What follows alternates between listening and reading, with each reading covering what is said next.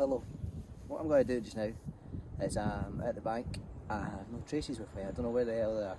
I've lost them. So I've got everything I need to make new traces, and I just want to show you how I make my traces for pike dead baiting. So first off is the wire I use, AFW. It is not that stuff. This stuff. Yeah, it's black, £26. Nope, not that, it's just 60.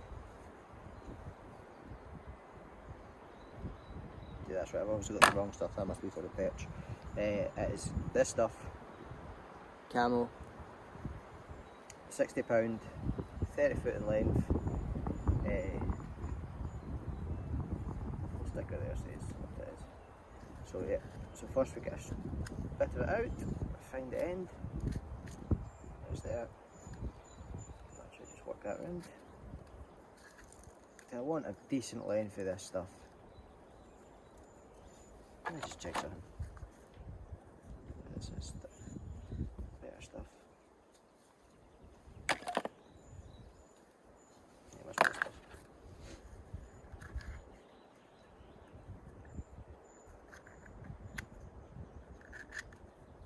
Must be this black stuff that I like to use. Just work around to get about 80 centimetres in length. It's been a good distance on your trace. That's what you want.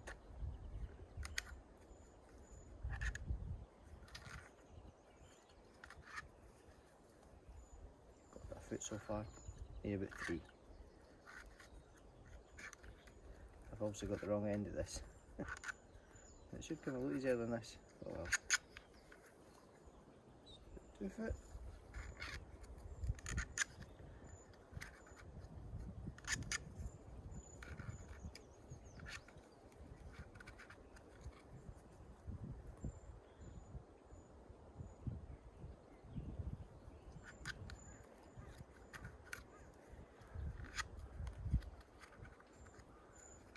I'm going to find the other end of this.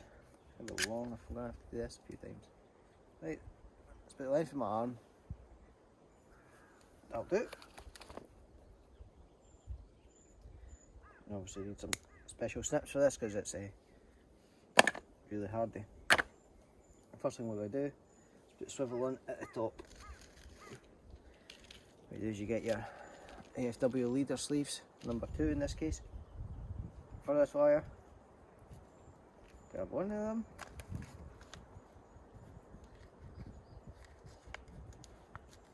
Easier said than done sometimes.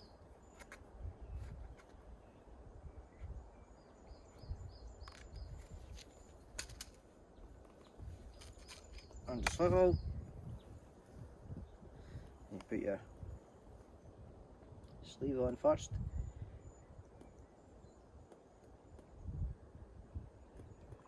It's 5 o'clock in the morning, so it's still early.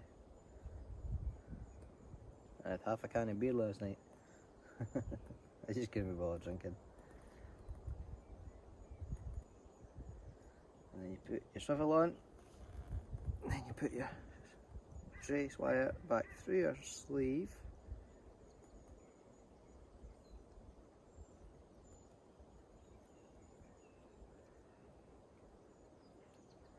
Making sure it's got a wee bit of tag end at the end of it.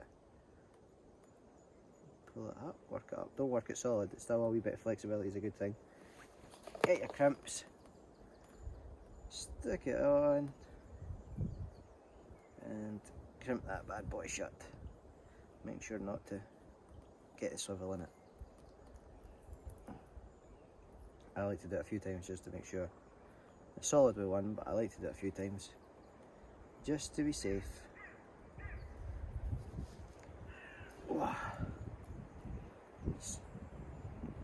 Get a good tug to see, just to double check.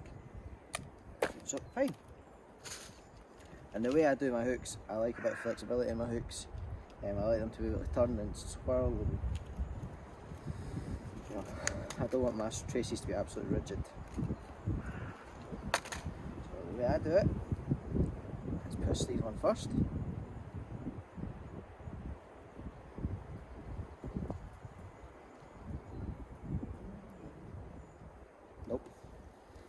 you're better off putting a treble hook sleeve on first.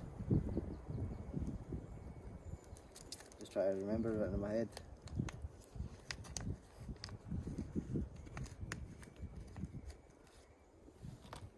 Treble hook sleeve.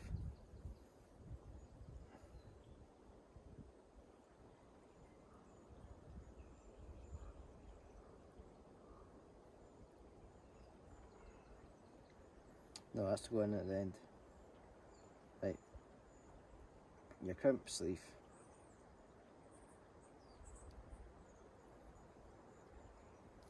And then your hook.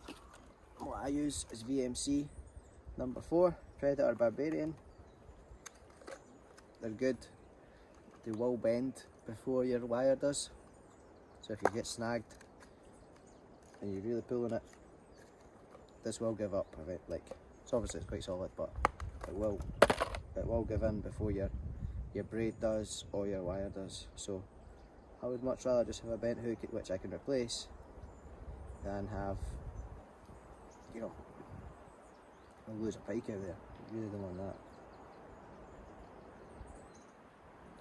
And when you feed this through, it's hard to see obviously. I'll put it back down through the sleeve, and what you're doing is you're creating a loop there. And I'll show you why. That'll become clear.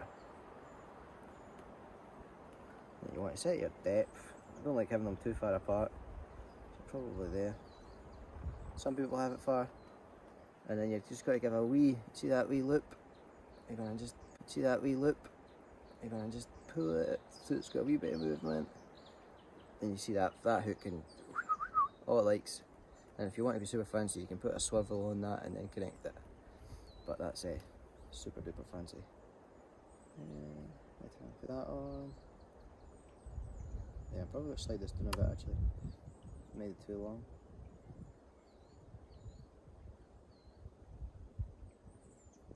If you've done it just what I've done, you've made it too long, and you can just adjust it. I push and mill through to the length. And pull on the other side, and I'll just work it down gradually. So you've got that hook there already done. And then all you do is this is when you use your sleeve. Get your hook sleeve. Oh, I've still got to crimp that. I'll crimp that in a second.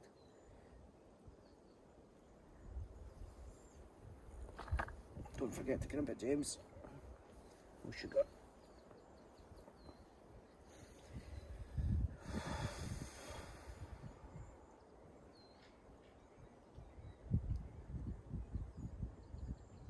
To be able to crimp it, you need an actual loop. Sounds like there's a deer or something behind me.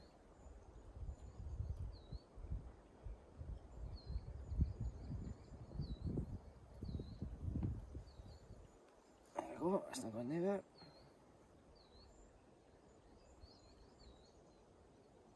Perfect. Bit all over the place. I'll do one inside. I'm not sitting at the bank so you can see it better, the lighting and stuff. But just thought I'd do a cheeky wee video now. Everybody's still asleep. We just caught Stephen just woke up to catch that pike. And I thought, oh, I need to get my rods out, so I better get making some traces. So I've got 3 to make because I have 3 rods, 3 alarms.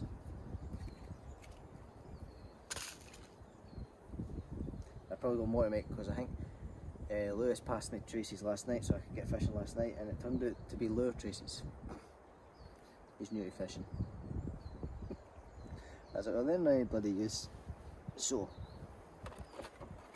get up first thing, get making it. So I've got my hook sleeve, I've got my crimp sleeve, and now all I need is my hook. Oh, I've hooked myself. Process. Right, put that through. Bring the sleeve back up. The crimp sleeve. Come on, crimpy, crimpy, crimpy. It's got itself stuck in the rubber. Come on. Here you come. There we go. Then you set your length here between the 2 hooks. I like maybe 3 inches.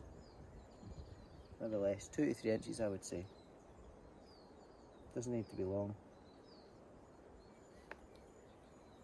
Yeah, that looks a bit right there, so I'm just going to pull it through.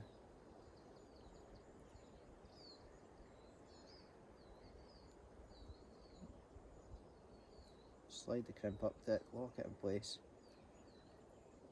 Check your length. Check you're happy with your length.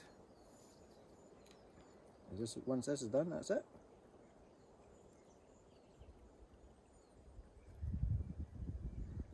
And then lock it down.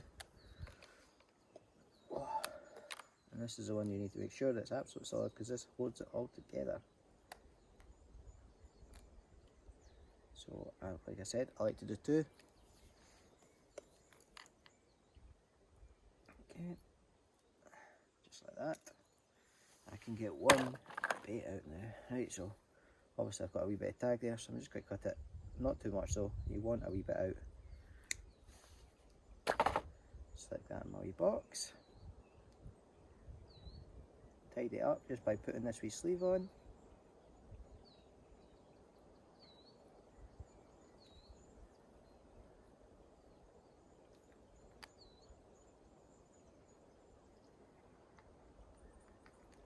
Now, these are still barbed, these hooks, so what I'm going to do is just crush them down a bit.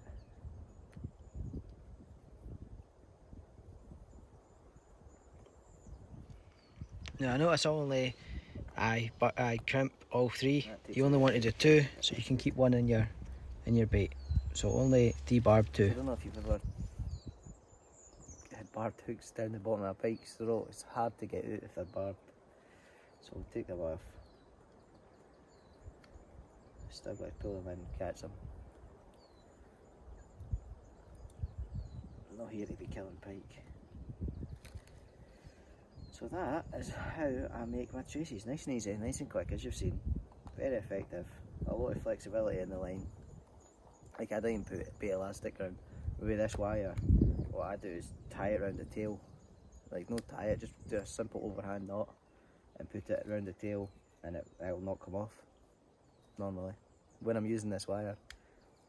Every other video you've seen and I've lost pike is because I'm not using my own traces. I'm using these store-bought ones, and they're rubbish, they're terrible. They either come off, like the braid has come off, the traces come off, or they just get stuck.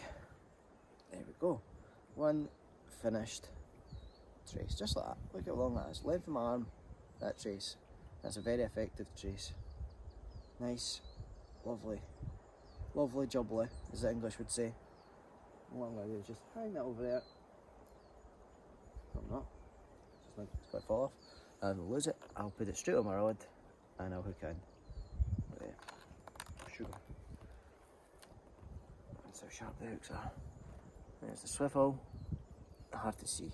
Swivel, and I think what I could have done if I wanted to, and wanted to be really fancy and waste loads of sleeves, put a hook sleeve there and tidy that up, but it's not really needed. And a lot of length, a lot of flexibility. Like, there's no memory on this, it's great, this stuff.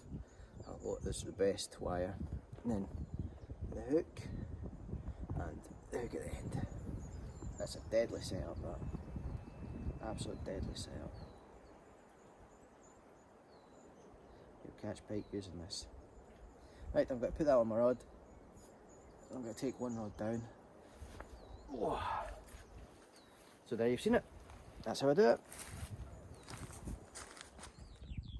Hey, just a quick one. Thanks for watching the video.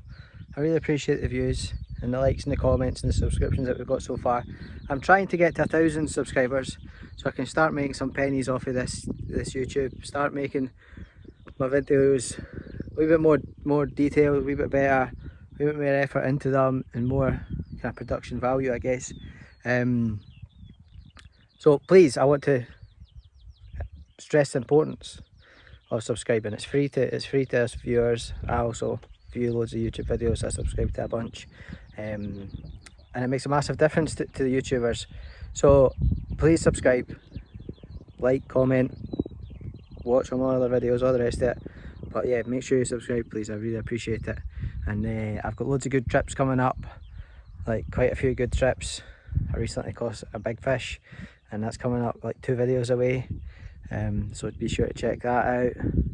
Yeah, just please subscribe. I really appreciate it. I'm getting, you know, quite a few thousand views on some of my videos. Yeah, I need to get more subscribers. Thanks.